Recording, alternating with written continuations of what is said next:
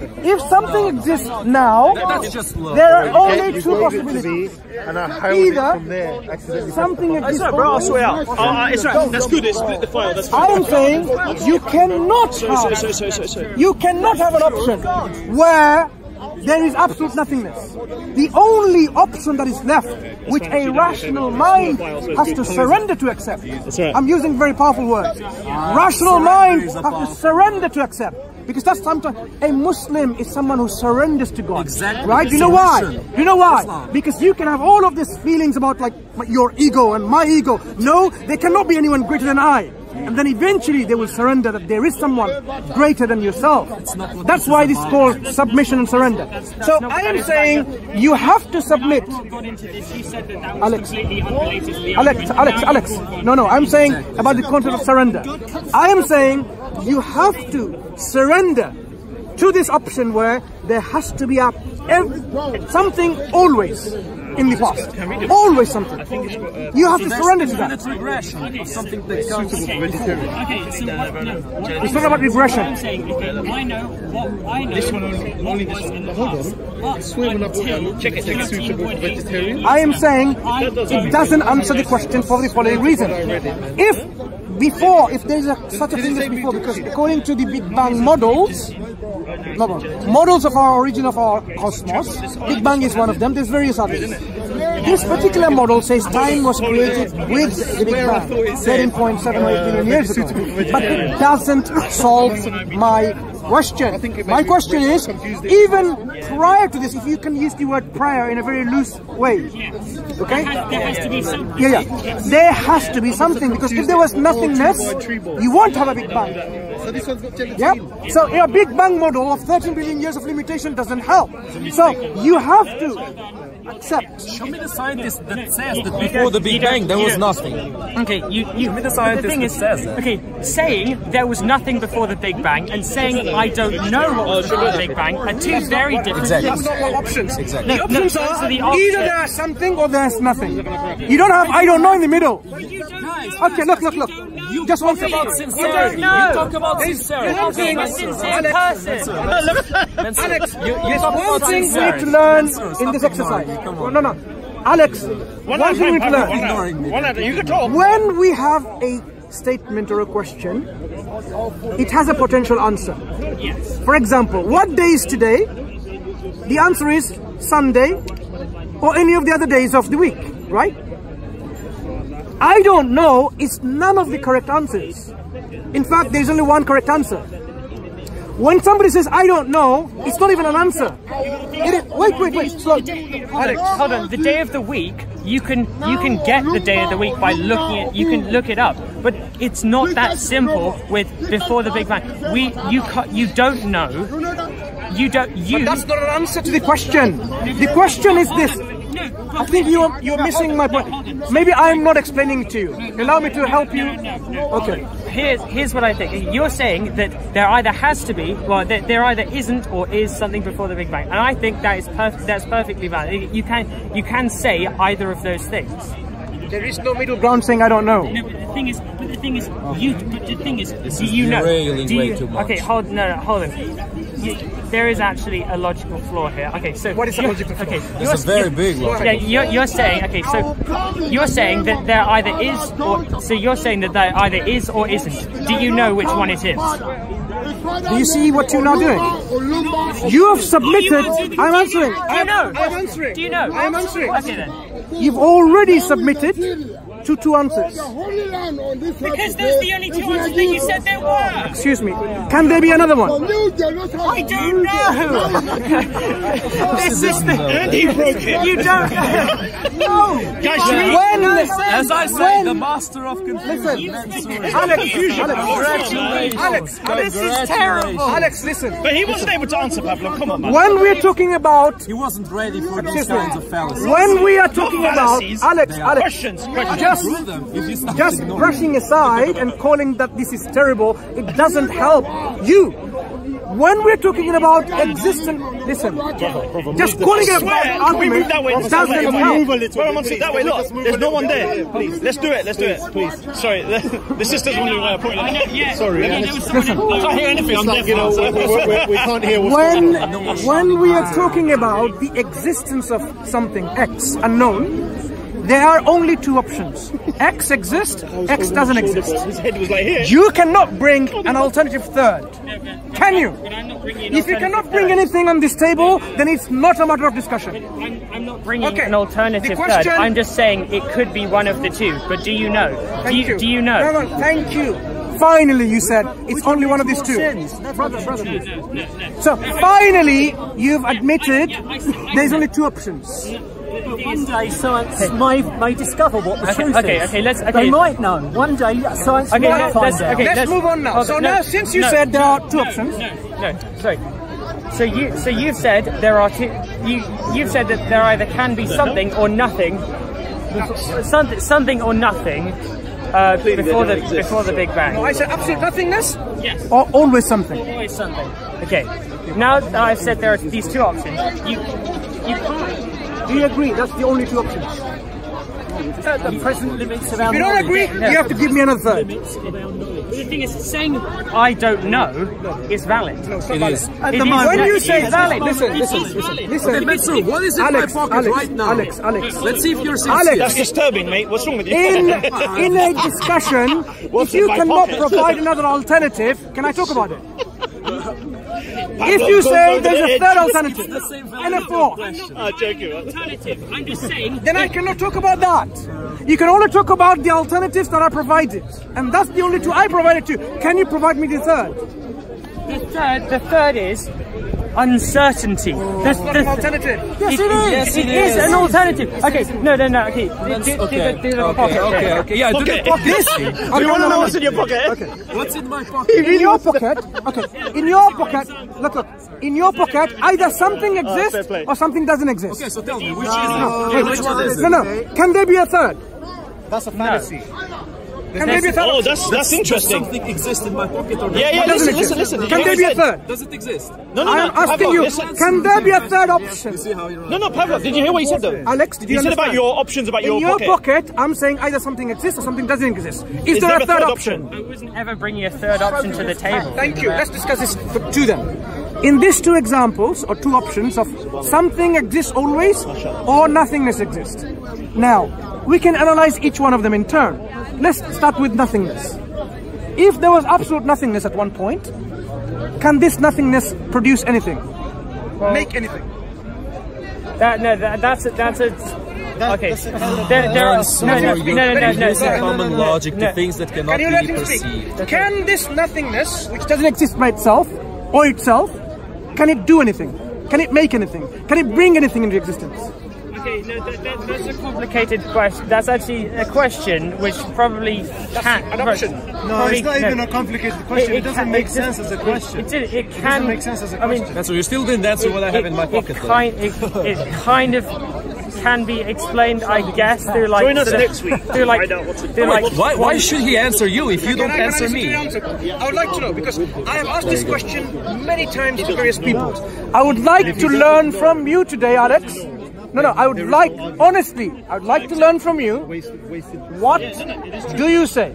Can this absolute nothingness, absence of everything, can it make something, do something? But it has never been perceived by anybody. It has never been seen, has never been documented. It cannot be described. You cannot ask him about things that cannot be even perceived. Alex, let him think and answer, right? Don't be his advocate. Let Alex think. Okay, it can be, I suppose, in a way, it can be explained by, like quantum physics and things like that. Go ahead, use it. Okay, so bring it. Okay, I don't know this. I can't really think of any good examples apart from Boltzmann brains. Boltzmann brains are essentially this concept, which is like particles can sort of spontaneously come into existence. Yes. And if you have a different behavior when they are being observed and when they're not being observed. From where do they come from? Sorry? You brought this quantum mechanics in. Go ahead, explain a bit more. Be scientific. Let's talk about sincerity. If you bring science in, use correct science. So, if something pops into existence, if it was in non-existence before, can it pop into existence while it was nothing? Yeah, according to quantum physics. No, you don't understand quantum physics, my friend. You don't understand it. Quantum physics, quantum mechanics does not say they were non-existent and they pop into existence. And so they don't say that. He told you that he's not an expert in quantum mechanics. Right. How do you expect I've just told you. I've clarified to you. In quantum mechanics, now it's just playing dirt. There is no belief that these particles were non-existent in another form or another waveform, whatever. So something with particles. It's a transformation from one state to the other. No, but Mansur, that's what quantum. You're asking the wrong kind of question. You're asking the wrong kind of question. Look, I know you're having difficulty in understanding this question. This question. Sorry? Because you know that there's no such thing as nothing. You know that. So, okay, Hawking radiation can prove that particles can pop into existence and then pop out. Okay, they exist. Okay, pairs of sort of like particles and antiparticles are created spontaneously and then instantly cancel each other out. When are they? Where are they created from? Empty matter. How is he supposed to?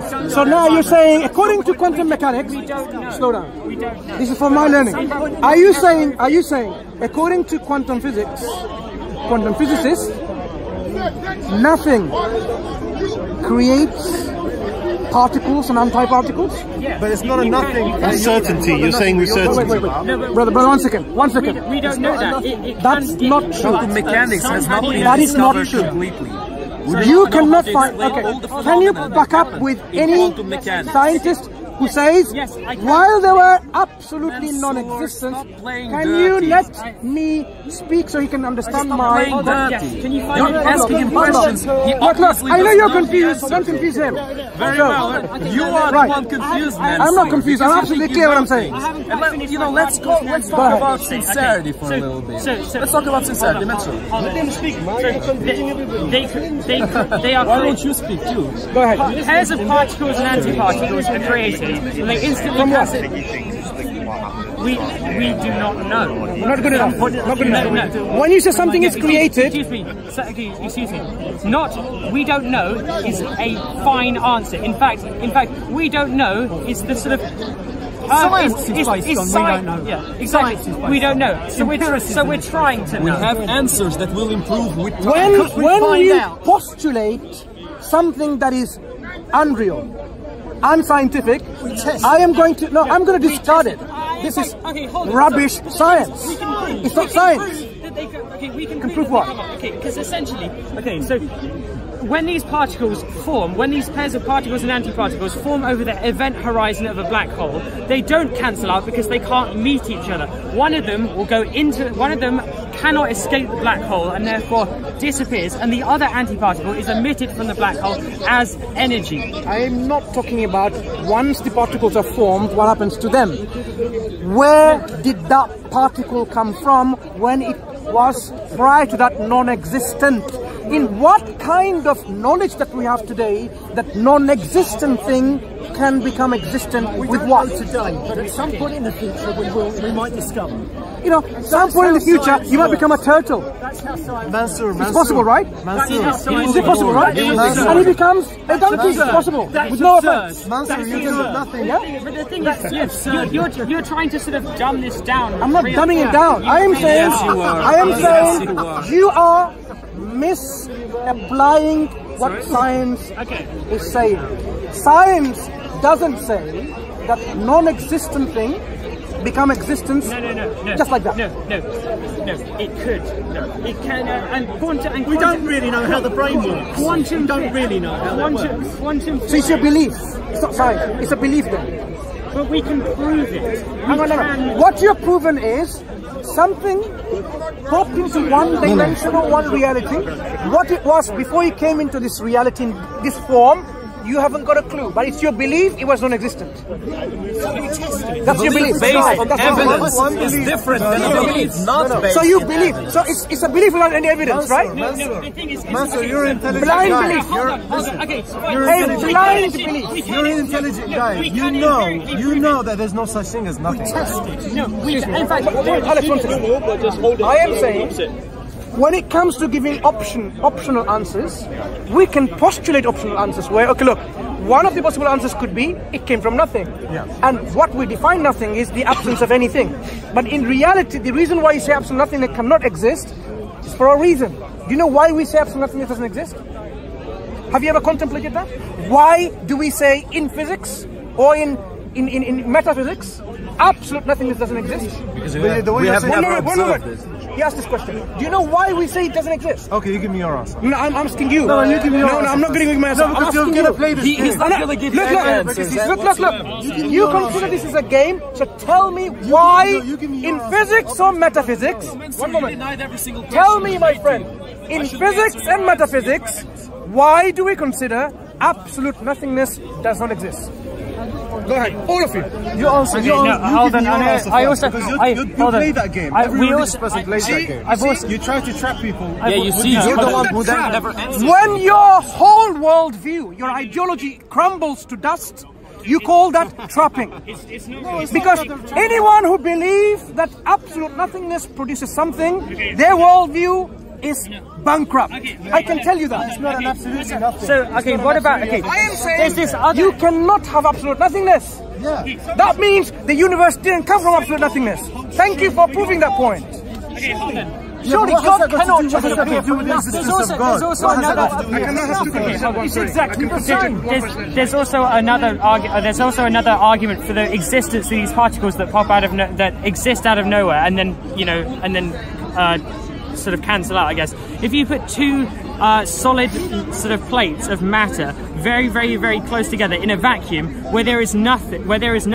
Stop there. Vacuum is not nothing. Who told you vacuum is nothing? Sorry, what? Nothingness. Which professor of quantum mechanics says vacuum is nothing? He just misspelled it. No. Okay, look. It's a vacuum. Don't use the word nothing, which means something. So be precise in your word. Okay, it is a vacuum which is without particles in it. Without. What else does it have? These particles and antiparticles. Sorry. In a vacuum, what else do we have? Have you read Professor Lawrence Krauss? No. What are you trying to say? He is going about the whole world telling young people and old people that the universe came from nothing. But actually, that's what he means, the universe came from nothing. I asked him personally in a lecture that he gave in London, why are you deceiving people? I'm paraphrasing what I said a long time ago. When you don't believe the universe came from nothing. He says, I explained it in my book what I mean by nothing, which is something. So he doesn't believe the universe came from nothing, he believed the universe came from something. Yeah, that is a professor ranked in the world to one of the most influential scientists in the world today. So he doesn't believe the universe came from nothing. Yeah. Nothing is something. But people assume that means nothing. That's why he's It's not a complete absence of anything. Because that doesn't exist. I get it. Inside this vacuum box, so two metal plates which are very, very close to each other, and then forced apart by these pairs of particles and antiparticles that are formed. They force them apart just a little bit. It's been empirically shown that these evidence is not a proof of what we're discussing. We are discussing the very notion of non-existence brings something into existence. That's what we're talking about. At the quantum level, that can happen. No. Yes. At the quantum level, what they're saying, particles are transformed from one form to another. They don't say they pop into existence from nothing. You're going, yeah? You have misunderstood quantum physics. If I've misunderstood it, go do your research and give me those scientific references from scientists, professors, quantum mechanics, quantum physicists, where they say, actually, our current scientific understanding is that Particles pop into existence from non-existence, from absolute nothingness. So that's coming back to my options now. Absolute nothingness cannot make anything, something. No. Look, without energy, you can't do anything. There has to be energy involved. We don't know that is a rule that can be applied for 100% of situations. We don't know whether that is quantum mechanics an established field or is a baby science? It is still technically compared to the other one. So we can't somehow give support to quantum mechanics like that when the quantum mechanics is very little understood even by the scientists and proponents themselves. So you can't go for your help and support to somehow move away from the notion that the universe has to have something prior to it always in existence. So the universe, if it came today, if it existed today, there has to be always something, always, with no end. Just contemplate in this seriousness of this matter. Yeah, no, if this is the case, then what is that thing that exists always? I don't know. But we don't have to explain why. But the thing is, it's not about why. It's not about why. It's about is. You don't have some impressive mental gymnastics. It's not mental gymnastics like your hyper-skepticism. There you go. There you go. Right for the throat. Hang on. How do you feel offended when you don't even exist? That's why he likes it. That's why he likes it. I mean, I am surprised. You know what? I am puzzled by a non-existent entity getting offended. I'm surprised. I never feel bad for arguing with you. Hang on. Because I called you a thing earlier on. Because you keep trying to go for the throat of people you're arguing with. How do you feel offended when you're not sure you exist? He's not trying that, Pablo. Wait. I don't think so. If you would learn with a good preacher like Bob the Builder, he does not try to go for the throat. Oh, Pablo. He does not go for no. You know what? I spoke with him. Do you know why I laugh? Do you know why I laugh? Look, I may be. You were just like, alright. I may be harsh, but my harshness is to provoke you to think deeper. And you have provoked me to think deeper. And unfortunately, it looks like you've hit your head at the bottom of the pool and have got like a concussion or something. And you're still not sure that you exist when you have now felt this feeling. I'm surprised. All the time we've spoken, you are learning. I'm learning, and yet you don't exist. The thing is, But the thing is, I'm not sure whether I exist at a conscious level. I'm not sure whether I have free will and free. That's a different question whether you're free will or not. But do you exist? Is the question first. The thing is, if according to them, you don't have free will. Did you have free will to speak to me right now, or were you being forced? What do you mean by force? Are you being forced? Free will means, in this instance, you're free to talk without any compulsion by anyone or anything. Were you free to talk, or did I force you to talk? That's not the definition of free will. The definition of free will, if you have free will, if you essentially can choose to do what you do, or the not having free will is essentially everything will just not being able. Yeah, exactly. Were you forced to speak with me? Were you forced to speak with me, or you did it on your own free will? I don't know. Two options. I am forced, I am not forced. I don't know, not an option. Sorry, it doesn't work. I don't know is a scapegoat. It's a way out for people who don't want to use their mind and reason and the intellect. I don't know, in this case, it's not really a very valid than giving option. excuses and giving false answers. As I told you before, Mansur.